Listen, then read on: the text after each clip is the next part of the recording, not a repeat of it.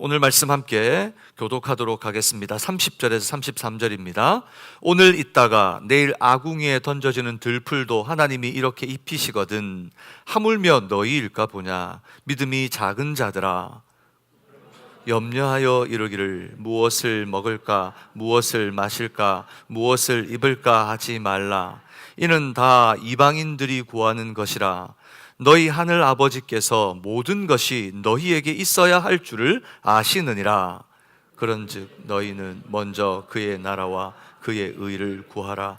그리하면 이 모든 것을 너희에게 더하시리라. 아멘. 우리 좌우에 있는 분들에게 권면하겠습니다. 말씀이 능력입니다.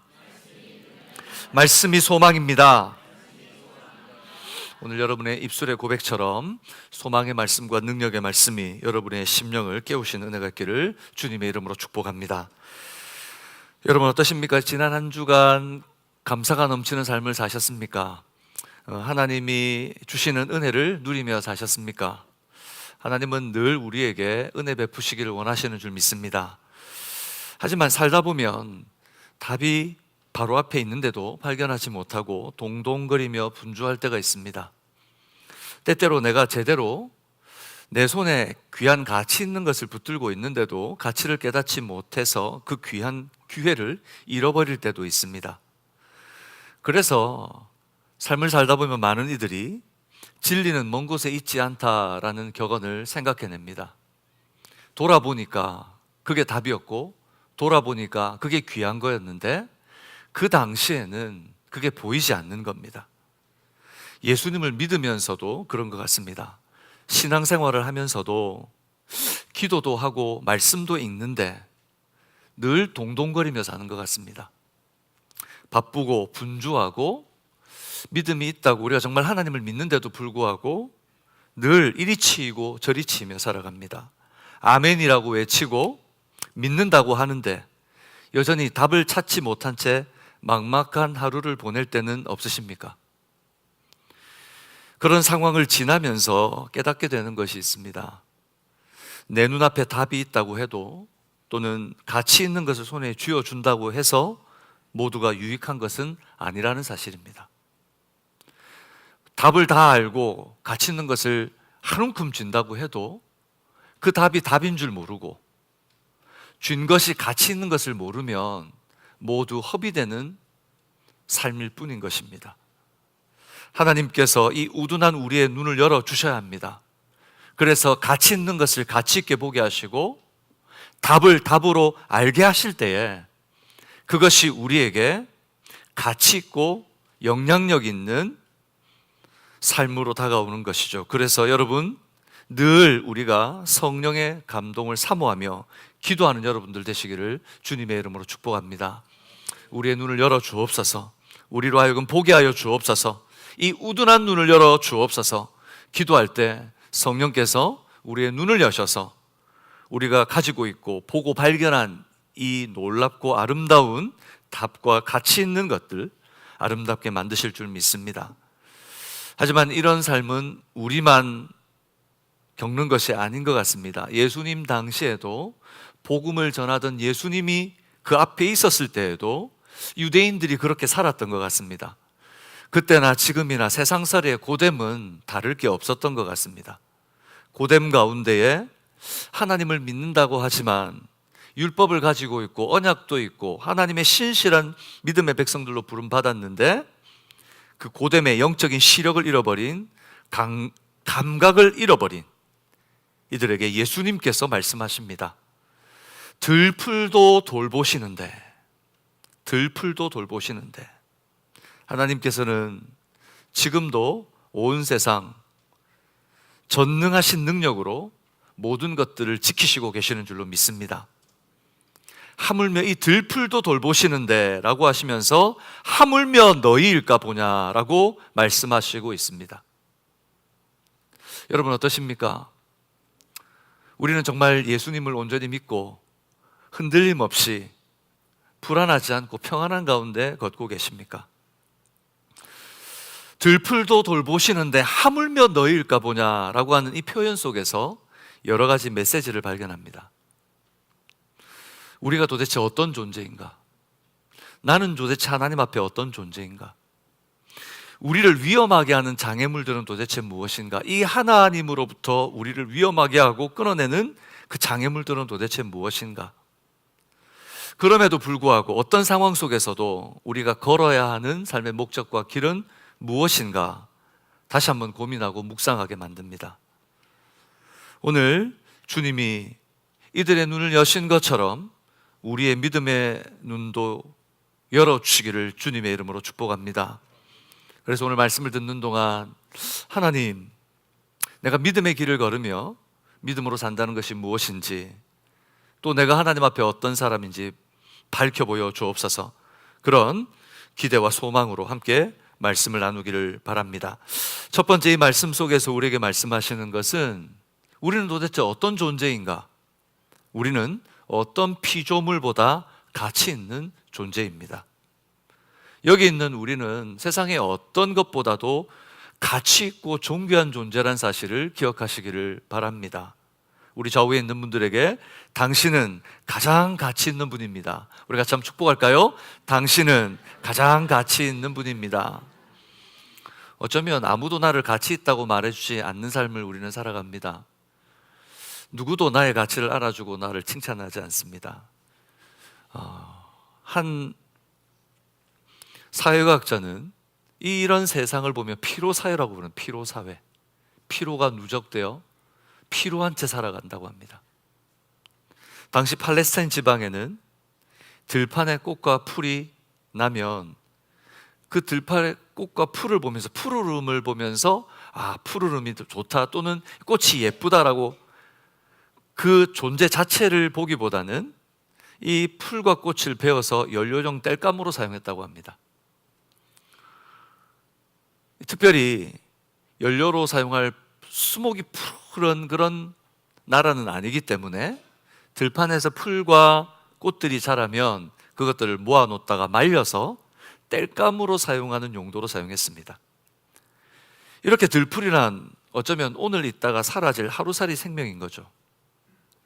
언제 베어져도 누구도 존귀하게 여기거나 가치 있게 여기지 않습니다. 그래서 예수님께서 이 들풀들을 보면서 그렇게 말하는 거죠.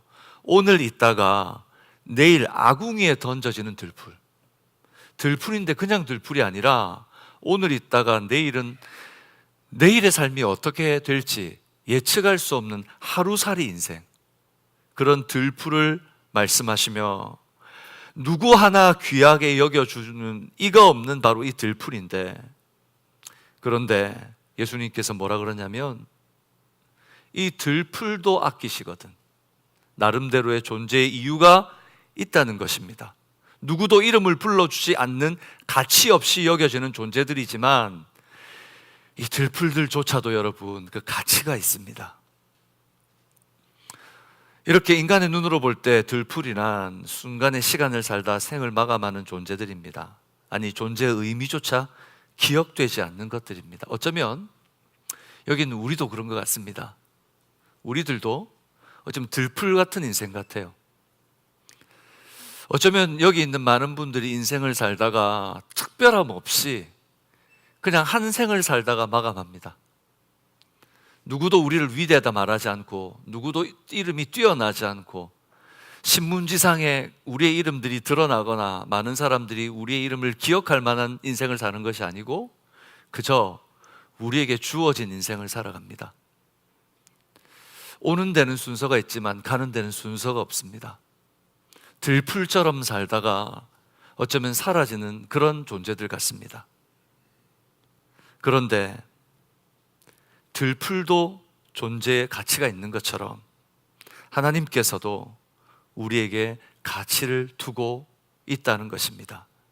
예수님께서 이 보잘것 없어 보이는 들꽃에 대해서도 이렇게 말씀하십니다. 하나님께서 이렇게 입히시거든 이라고 말씀하십니다. 하나님께서 이렇게 입히시거든. 들풀이 얼마나 많습니까? 들풀을 다 베어내면 또 들풀이 자랍니다. 세상에 흩어진 들풀을 본다면 얼마나 많겠습니까? 그런데 이 들풀들을 하나님께서 입히신다고 말씀하십니다.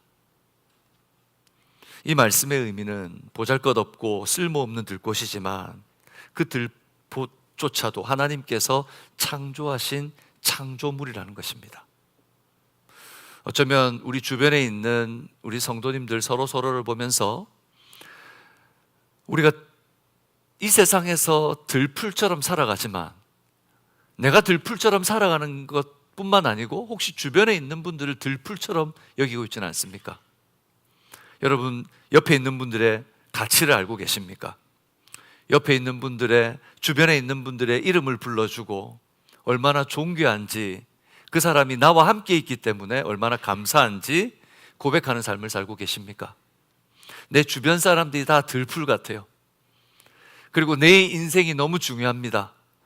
그래서 세상을 살아가면서 경쟁사회에서 밟고 딛고 일어나서 성공해야만 자기의 것을 얻을 수 있는 이 세상은, 들풀 같은 세상은 주변에 있는 사람들을 마치 흐드러져 있는 들풀같이 여기며 살게 합니다.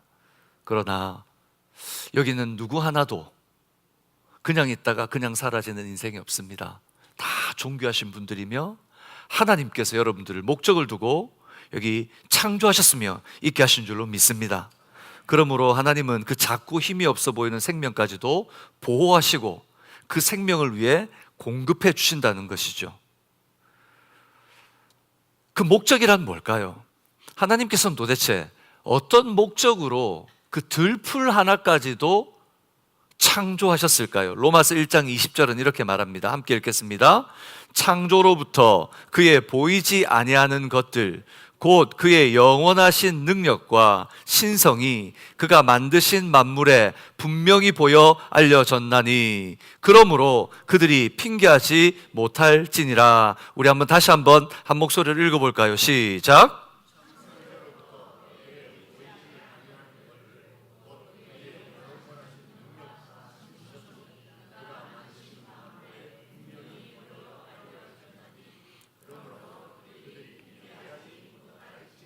그렇습니다. 여기 보니까 그의 영원하신 능력과 신성이 그가 만드신 만물에 분명히 보여 알려졌나니, 이 들꽃 하나 속에서도 하나님께서는 지금 뭐라고 얘기하고 계십니까? 영원하신 능력과 신성이 깃들어 있다는 것입니다. 그냥 있다가 사라질 것 같은 그런 쓸모없는 것 같은데 그조차도, 그 생명조차도 하나님께서는 그의 영광을 드러내기 위한 목적을 두고 계시다는 것입니다. 어쩌면 우리는 그랜드 캐년이나 나야가라 폭포나 미국의 국립공원 같은 웅장한 자연을 보면서 이야기합니다. 와 하고 탄성을 지릅니다. 모두가 와 하나님이 살아계셔 라고 말하지는 않습니다. 하지만 모두가 이야기하는 단 한 가지는 사람이 도저히 할 수 없는 이 일을 사람의 손을 벗어난 누군가의 능력으로, 바로 신적인 능력으로 이루어냈다라고 하는 것을 고백할 수밖에 없는 광경을 목도하게 됩니다. 정말 하나님이 살아계시지 않고서야 어떻게라고 표현할 수밖에 없는 거죠. 하지만 이처럼 거대하고 웅장한 창조물들만이 아니라 들꽃 하나까지도 우리는 그 속에서 하나님의 존재를 발견할 수 있게 하셨다는 겁니다. 흐드러져 있는 들꽃을 바라보면서 어느 날 내 마음속으로 훅 하고 하나님의 메시지가 들어옵니다. 내 삶이 처량하고 힘든 것 같고 어려운 것 같은데 그 외로이 펴있는 들꽃이 바람을 이기고 햇살을 견뎌내고 그 아스팔트 위에서 피어 올라서는 꽃을 피우고 있는 모습을 보면 하나님이 얼마나 대단하신지 발견하게 됩니다. 그냥 지나가는 조그만 바람 하나에도 하나님이 살아계신 것을 느끼게 됩니다. 모든 창조 세계를 통해 하나님이 자기를 계시하십니다. 무슨 말입니까? 인간들에게 비밀하신 신이신 하나님 자신을 알려주시는 영광스러운 목적을 두고 하나님은 일하신다는 것입니다. 이것을 우리는 일반 계시나 또는 자연 계시라고 부릅니다. 하나님이 모든 창조물을 통해 하나님 자신이 누구이신지에 대한 그 비밀을 알려주시는 것, 그것을 우리는 일반 계시라고 합니다. 예수 믿는 우리만 아는 것이 아니라 누구든지 온 창조물들을 통해서 이것은 우연히 있는 것이 아니라 이것을 창조하신 분이 있구나, 그리고 그 창조한 비밀이 바로 하나님이시라는 것을 바로 온 창조물을 통해 나타내는 것입니다. 이렇게 하루살이 들고 다나도 그 존재와 이유와 목적이 있기에 하나님께서 돌보신다는 것입니다. 그런데 하물며 너희일까 보냐라고 말씀하시는 겁니다. 사랑하는 여러분, 하나님께서 그 들꽃에도 삶의 목적을 두고 계신데 하물며 여러분이겠습니까? 그러니 믿음으로 여러분 쓰러져 계시지 마시고 일어나 주님께서 허락하신 그 길을 승리하며 걷는 여러분 되시기를 주님의 이름으로 축복합니다. 하물며 여러분이겠습니까? 하물며 무슨 말입니까? 얼마나 안타까워하시는지 표현하는 것입니다. 왜 그것도 모르고 있니? 너희가 내게 어떤 존재인데? 라는 안타까움이 묻어나고 있는, 예수님께서 하나님을 알지만 선민이라고 여기지만 율법의 무게에 짓눌려 있는 그들에게 너희는 내가 붙든 나의 백성이며 내가 너희를 이끌었으며 내가 너희를 붙들었으며 나는 너희 하나님이라라고 안타까운 말씀을 하고 계시는 거죠. 여기 있는 너희는 누굽니까? 그러면 거기 있는 모두는 하나님의 백성입니까? 아니, 바로 하나님께서 계획하시고 심혈을 기울여 당신의 형상을 담도록 창조하신 바로 그 사람을 말하는 것입니다. 하나님의 형상을 닮은 사람, 하나님의 영광을 나타내도록 만드신 바로 인간을 얘기하시는 것입니다. 여러분, 하나님께서 우리를 특별하게 만드셨어요. 서로를 보면 특별하지 않게 보일 수 있습니다. 사람이 원하는 기준과 가치가 다르기 때문이죠. 그러나 하나님은 우리 하나하나를 특별하게 만드셨습니다. 얼마나 특별하게, 어떤 목적을 두고 만드셨을까요?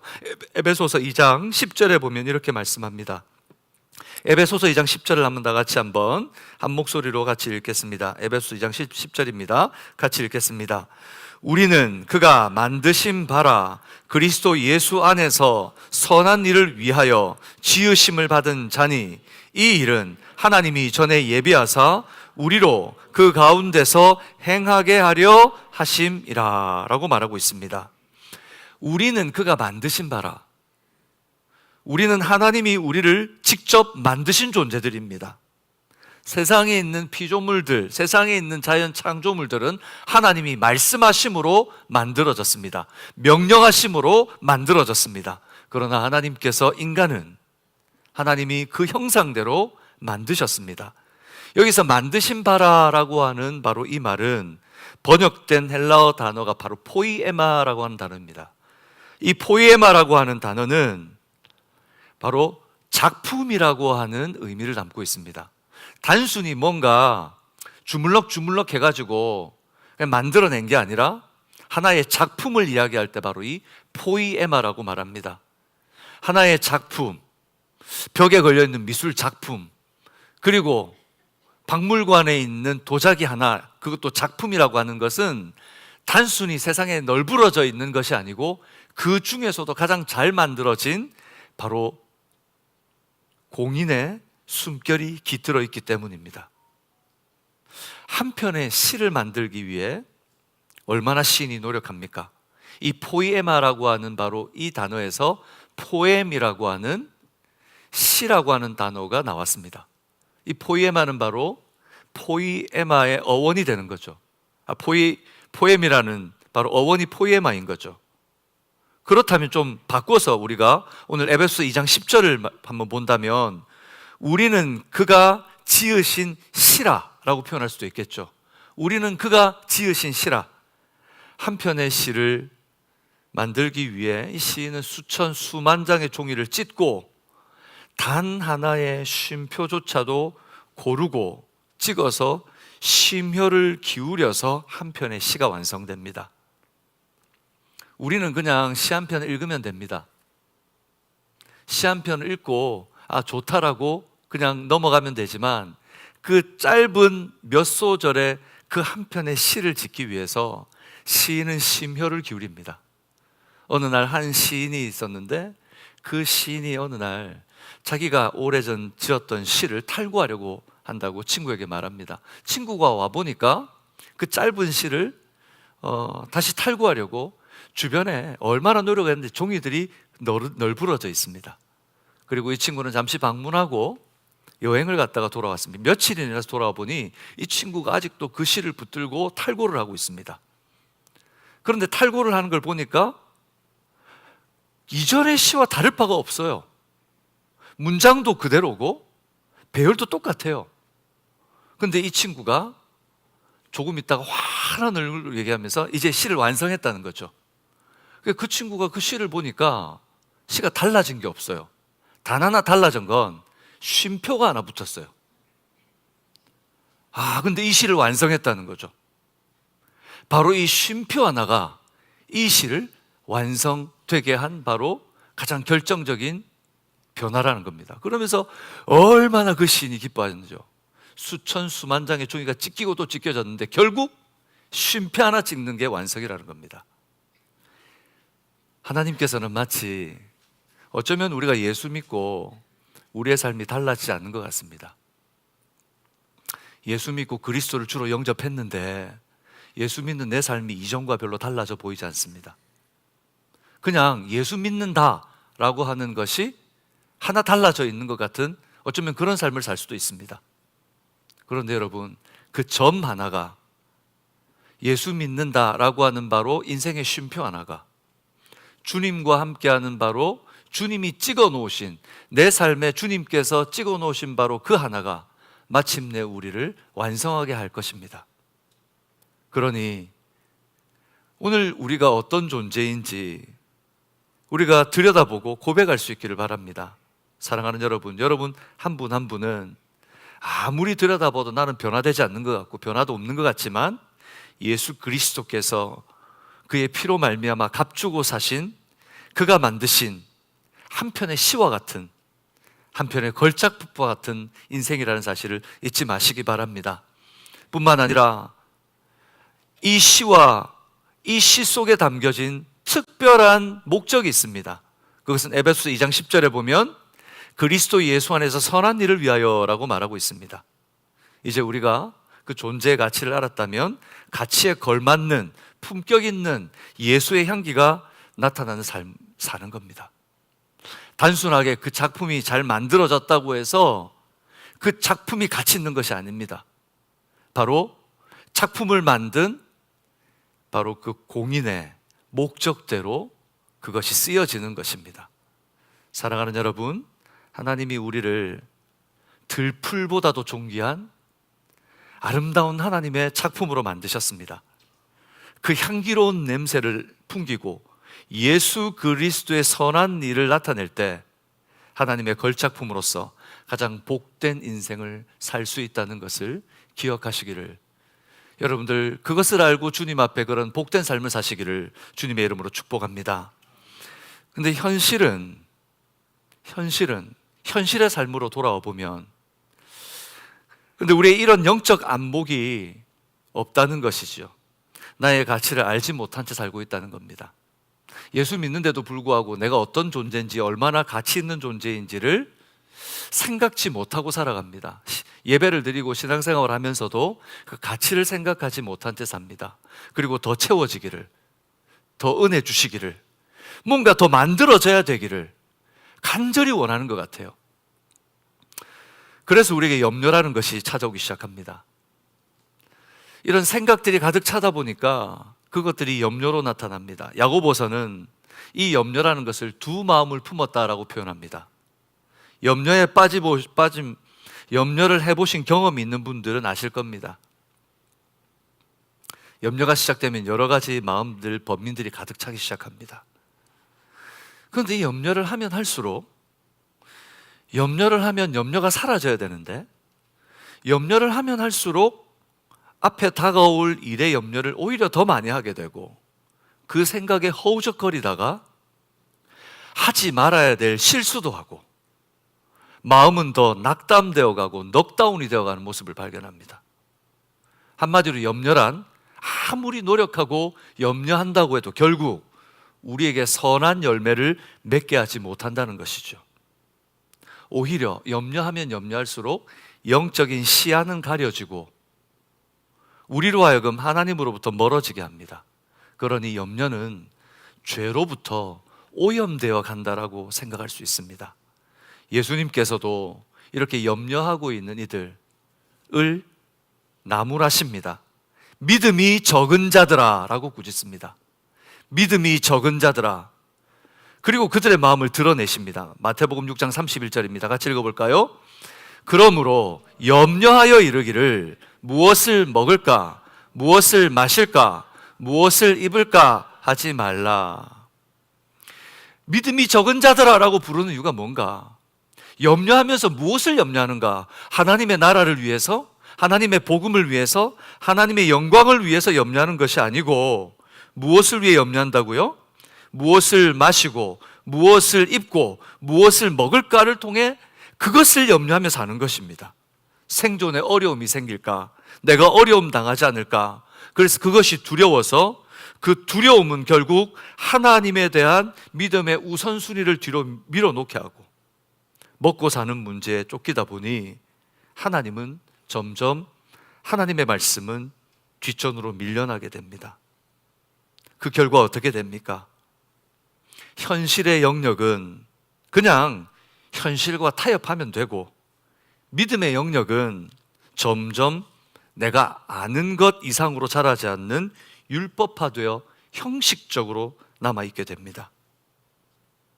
사랑하는 여러분 어떠십니까? 여러분의 염려가 없으십니까? 혹시 염려로 허우적대고 계시지 않습니까? 해결하지 못할 문제, 그것을 붙들고 해결도 되지 않는데 염려하시면서 그 문제를 어떻게 해결할 수 있을까 고민에 휩싸여 계시지 않습니까? 근데 그 고민으로 끝나면 되는데 혹시 그것이 말씀을 멈추게 하고 기도를 멈추게 하고 예배를 쉬게 하고 하나님으로부터 의심을 가지며 하나님의 존재를 희미하게 만들고 있지 않습니까? 로마서 1장에서는 그 영적 우매함을 증명해 주며 이렇게 말씀합니다. 로마서 1장 20절에서 21절까지 말씀 우리 다 같이 살펴보겠습니다.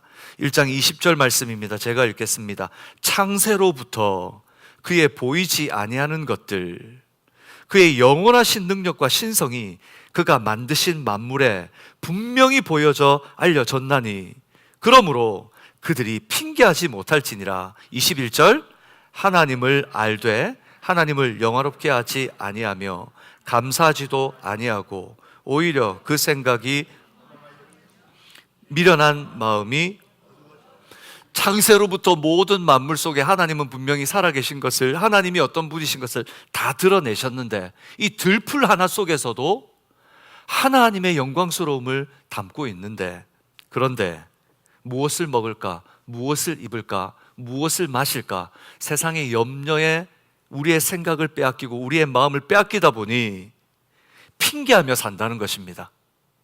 하나님이 모든 피조물을 통해 일반 계시를 통해 하나님이 있다는 것을 드러내셨는데 인간들은 핑계합니다. 하나님이 도대체 어디 있어? 하나님이 있다는 걸 증명해봐. 그걸 통해 어떻게 하나님이 있다고 말할 수 있어? 라고 핑계를 댄다는 겁니다. 그러면서 어떻게 하는가? 하나님을 알지만 그 마음속에서 하나님을 알고 있어요. 하나님이란 분이 없으면 이런 창조 세계가 있을 수 없다는 걸 알아요. 그런데 하나님을 영화롭게 하지 않습니다. 그리고 감사하지 않습니다. 내 삶에 일어난 일들을 통해 이것이 하나님께서 나를 돌보시가 있다는 것을 인정하지 않습니다. 그리고 그 생각이 허망해집니다.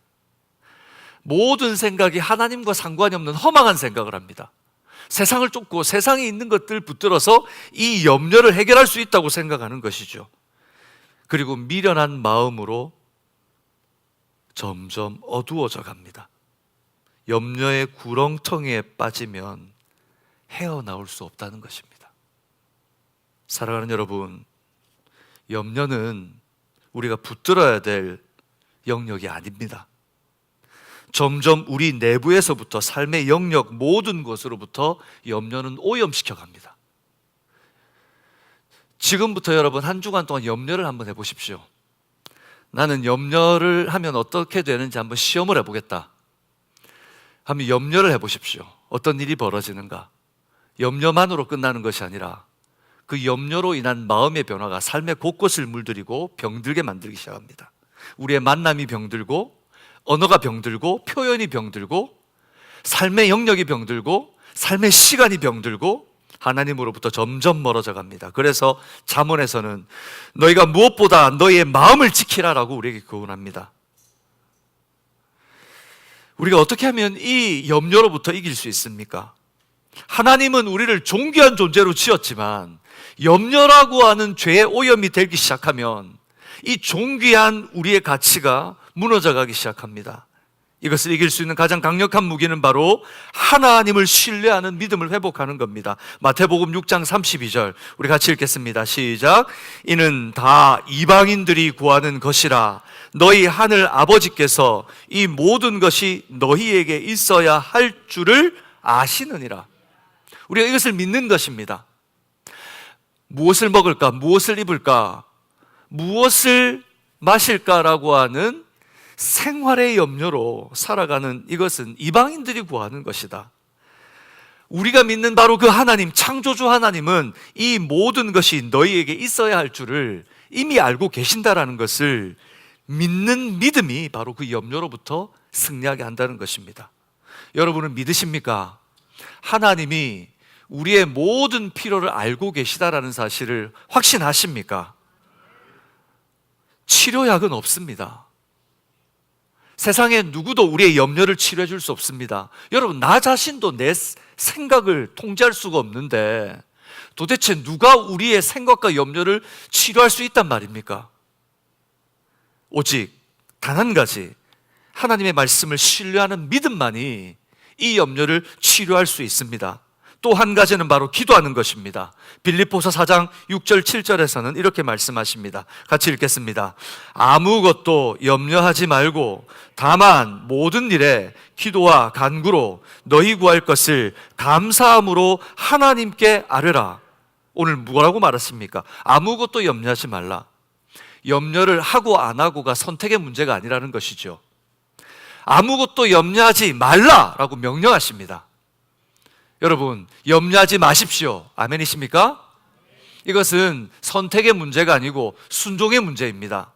그리고 다만 모든 일에 기도와 간구로, 오직 다른 방법은 없다는 것입니다. 다만 오직 뭐라고 말씀하십니까? 너희 구할 것을 감사함으로 하나님께 아뢰라. 기도하라는 것입니다. 기도하라는 것입니다. 염려는 우리의 생각을 멈추고 하나님 앞에 나의 마음을 드릴 때 멈추게 될 줄로 믿습니다. 그리고 7절 이렇게 말합니다. 같이 읽겠습니다. 그리하면 모든 지각에 뛰어난 하나님의 평강이 그리스도 예수 안에서 너희의 마음과 생각을 지키시리라.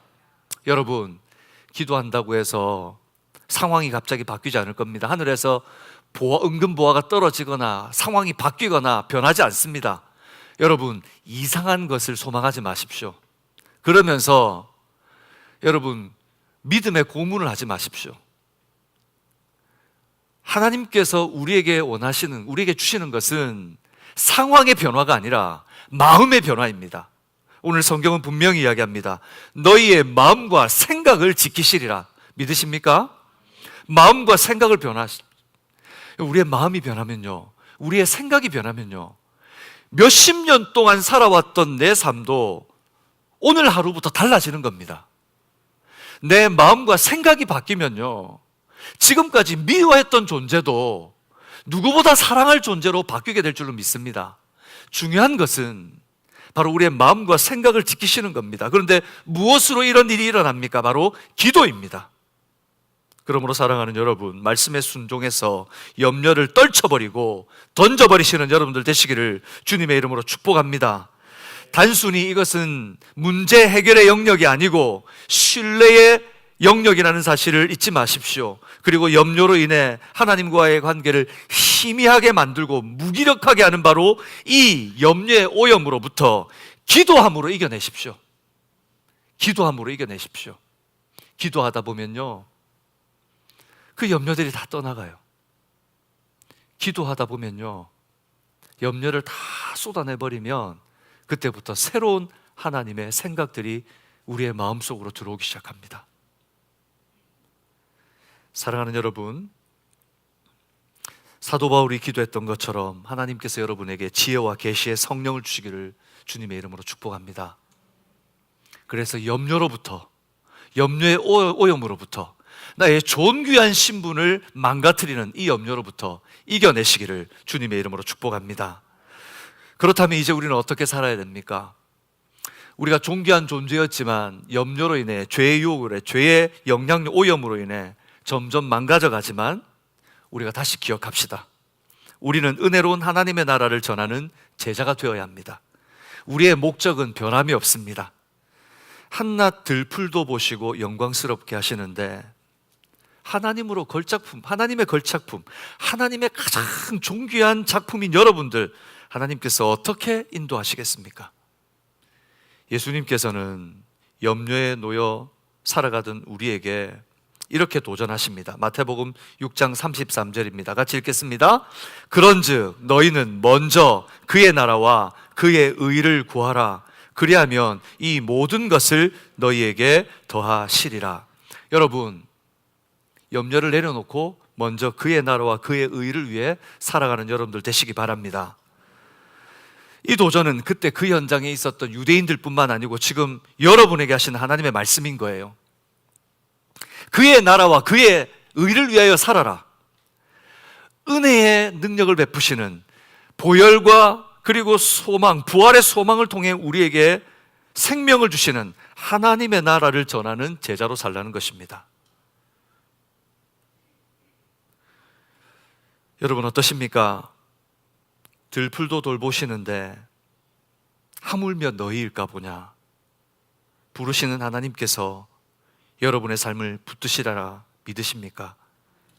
최소한 기적 같은 일은 일어나지 않을지라도 반드시 오늘 이 말씀을 믿고 이 자리를 떠난다면 여러분이 결정하는 바로 눈앞의 문제가 다르게 보이기 시작할 겁니다.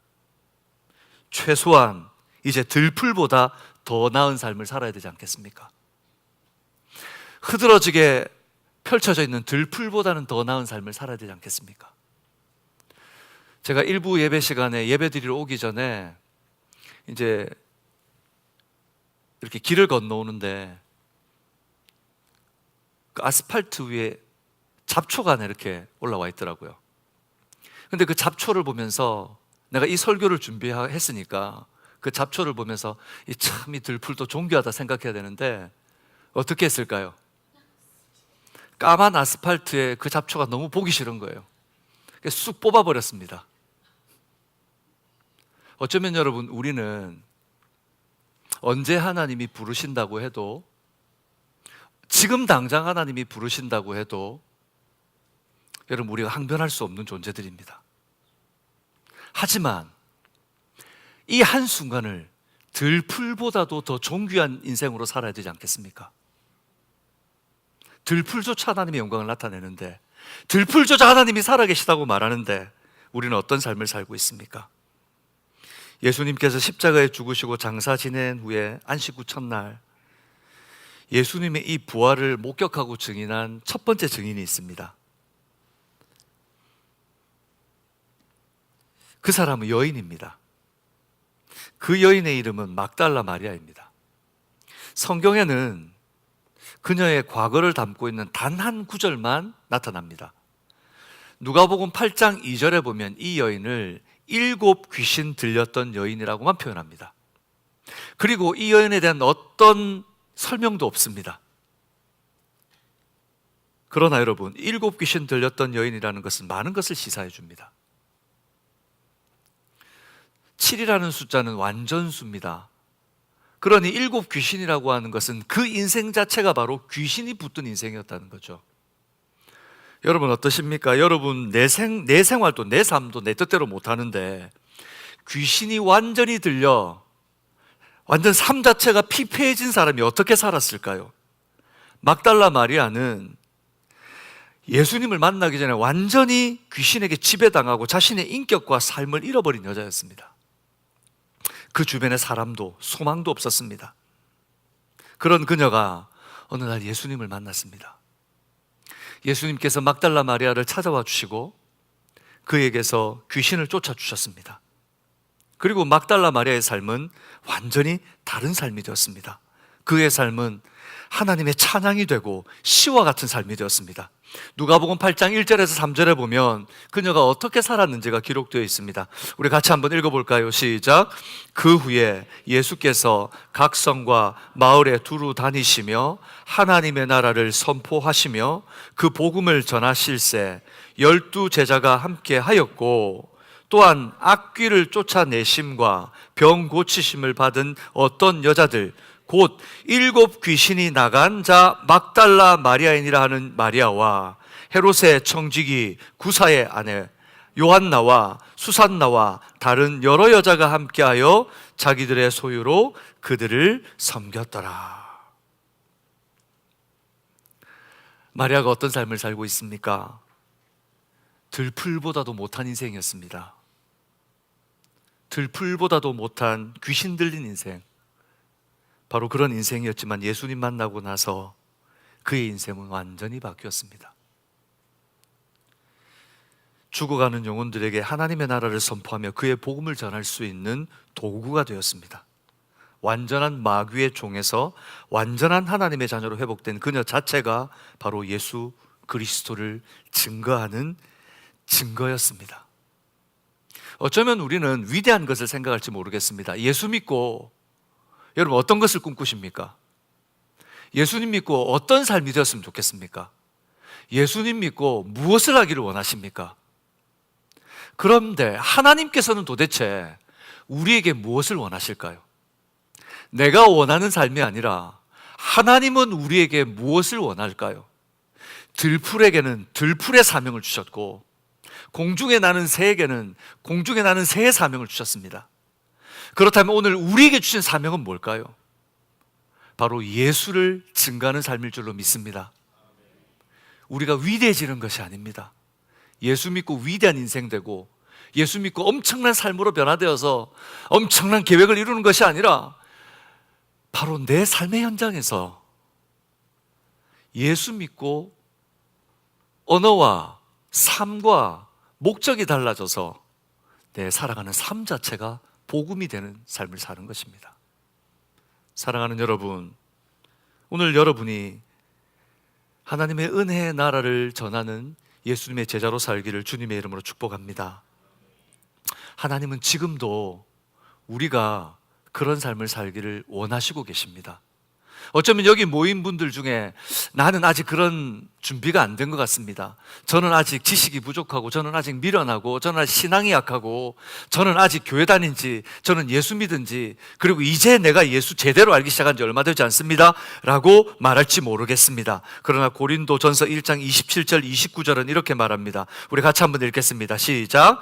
그러나 하나님께서 세상에 미련한 것을 택하사 지혜 있는 자들을 부끄럽게 하려 하시고 세상에 약한 것들을 택하사 강한 것을 부끄럽게 하려 하시며 하나님께서 세상에 천한 것들과 멸시받는 것들과 없는 것들을 택하사 있는 것들을 패하려 하시나니 29절입니다.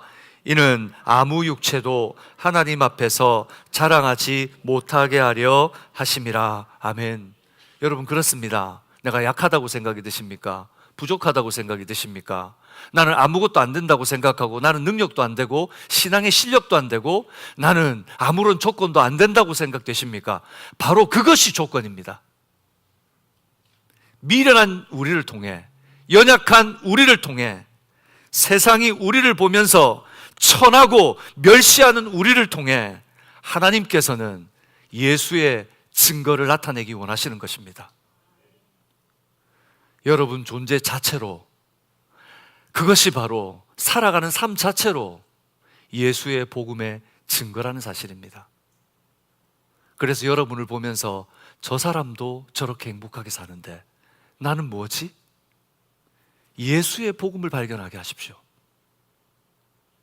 저런 어려운 상황 속에서 어떻게 저렇게 살 수 있지? 나는 저보다 훨씬 더 편한데 어떻게 견뎌낼 수 있지? 바로 우리의 삶을 통해 예수님을 소개할 수 있는 증거를 삼으십시오.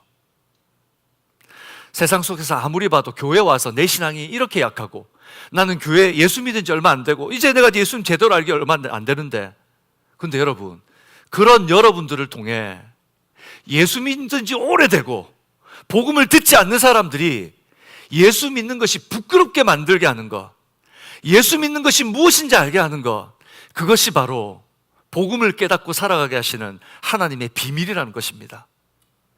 여러분, 나는 이래요, 나는 저래요, 혹시 변명하고 염려가 되십니까? 하나님 나라를 위해 산다는 것 자체도 염려가 되십니까? 그러니 이 시간 결단하십시오. 하나님, 제가 염려를 던져버리겠습니다. 하나님, 내가 말씀을 붙들고 기도하겠습니다. 그리고 하나님께서 나를 쓰신다면 은혜의 하나님의 나라를 위하여 언제든지 쓰임받는 종이 되겠습니다. 그런 고백으로 하나님 앞에 지금 바로 이 상태, 이 시간, 바로 이런 모습으로 쓰임받는 여러분들 되시기를 축복합니다. 말씀을 맺겠습니다. 사랑하는 여러분, 들풀도 돌보시는데 여러분들 돌보지 않으시겠습니까? 우리 좌우에 있는 분들에게 이렇게 합시다. 들풀도 돌보시는데 당신이겠습니까? 근데 무엇을 염려하십니까? 사랑하는 여러분, 여러분들은 존귀한 하나님의 백성들입니다. 하나님이 반드시 여러분들을 지키실 줄로 믿습니다. 입히실 줄로 믿습니다. 그러니 여러분, 우리가 어떻게 살아야 되겠습니까? 믿음이 연약하다, 준비되어 있지 않다, 이건 못하겠다, 저건 못하겠다, 이러니 못하고 저러니 못하고 이러니 미루고 저러니 미루고가 아니라 바로 그렇기 때문에 쓰임받아야 된다는 사실, 그것을 알고 하나님의 은혜를 전하는 예수님의 제자로 사시기를 주님의 이름으로 축복합니다.